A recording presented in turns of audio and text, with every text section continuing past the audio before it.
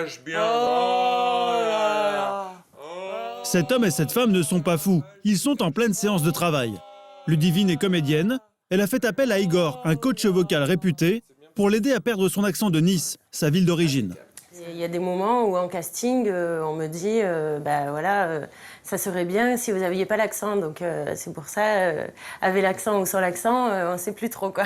Pour Ludivine, la problématique de l'accent du Sud, c'est que tout est un petit peu bouilli. Sympathiquement bouilli, c'est ratatouille. Pour perdre son accent ratatouille, Ludivine travaille lettre par lettre. Vraiment bisous, bisous, et tu t'occupes pas des cordes vocales, ça vient vraiment du vent. Articulation, respiration, ce qui lui pose le plus de problèmes, ce sont les hauts. On s'enchaîne les hauts ? Allez. J'aimerais que tu te regardes dans le miroir et vois la différence. Dis-moi orange avec ton bel accent du Sud. Orange. Voilà, il se passe rien. Et maintenant, dis-le-moi avec tout le travail qu'on a fait.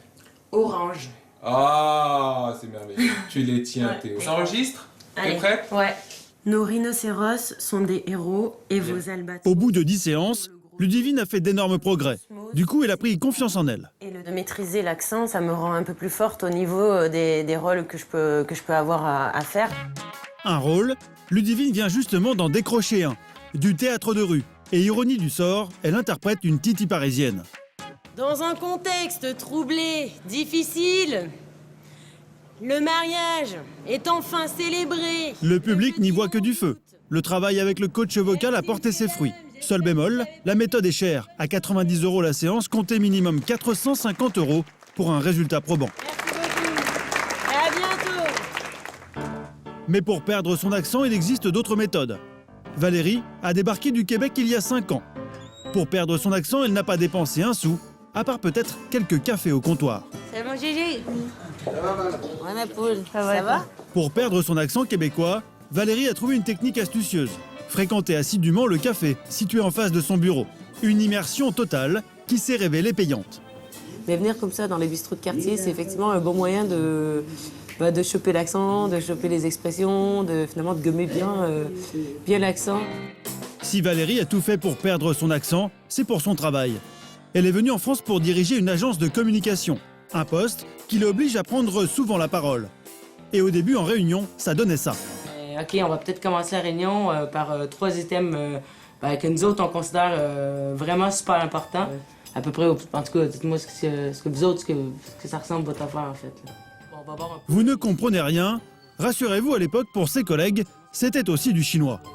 Pour le coup, eux, ils comprenaient rien du tout de ce que je disais. Ou même en présentation, souvent j'avais quelqu'un qui m'interrompait en disant « mais là, on ne sait pas ce que ça veut dire ce mot » ou autre. Effectivement, pour Valérie, ce n'était pas gagné. Gérard, le patron du café, se souvient encore de cette jeune Québécoise et de son accent, à couper au couteau. Il y a des fois, on avait du mal à la comprendre. Des fois, c'était limite. Elle a bossé, elle a travaillé, mais ouais, elle a perdu son accent complètement. En 2 ans, l'accent de Valérie avait quasiment disparu. Seul problème de la méthode du bistrot, à force d'écouter les brefs de comptoir, Valérie a attrapé de mauvaises expressions. Salut mon cœur. Ouais, tranquille, bonne journée. Aujourd'hui, c'est David, son fiancé, qui est obligé de la corriger sur certaines formules un peu trop familières à son goût. Une bouteille de pinard, moi je savais pas du tout. Bon, maintenant je le sais, ça. mais je savais pas que c'était pas beau. Et puis une fois je dis oh mais quel bordel ici. Et donc, du coup c'est bon, voilà. Maintenant j'essaie de. Ces petits mots qui n'étaient pas très beaux, faudrait les éviter maintenant. C'est des efforts supplémentaires. À part quelques détails à régler, pour Valérie, l'accent québécois, c'est de l'histoire ancienne. Mais pour certains, perdre son accent, c'est abandonner une partie de sa personnalité. Parmi les people, Jane Birkin, Eric Cantona ou encore Bernard Laporte n'ont aucune envie d'abandonner leur accent. On dit jamais ciao à la politique. Benoît Hamon était l'invité d'RTL ce matin. Comme eux, le journaliste Jean-Michel Apathy ne gommerait son célèbre accent du Sud-Ouest pour rien au monde. L'accent, je pense que pour moi, il est important. C'est bien d'avoir des racines, de savoir d'où on vient, que la manière dont vous parlez signale ça. C'est bien tout ça. Voilà.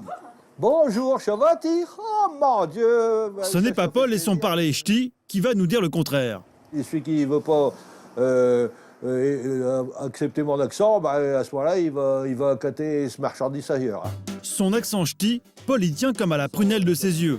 Même s'il a quitté le Nord pour la région parisienne il y a plus de 50 ans, pas question d'abandonner ses racines.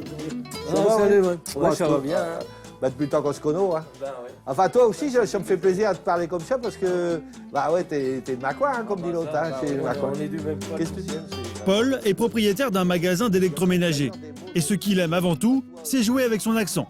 Particulièrement sur le dos des Parisiens. Un humour bien à lui, dont ce client va faire les frais. Ouais, mais dis-moi d'où t'es quand même. Moi, je suis de la région parisienne, là. Oh, parisien, mon Dieu Seigneur, bah alors, autre chose. Ouais. Bon, alors, je sais pas qu'est-ce que... je vais essayer de parler comme les Parisiens. Attention, on va faire attention de perdre l'accent pour que monsieur comprenne. Il faut garder son accent, qu'on a dans les gènes, c'est parce qu'on l'a pratiqué quand on était tout enfant. Alors, à la question « faut-il perdre ou non son accent ?», difficile de répondre. Ce qui est sûr, c'est qu'en l'assumant, nos origines n'auront plus de secret pour personne. Santé, Miloute.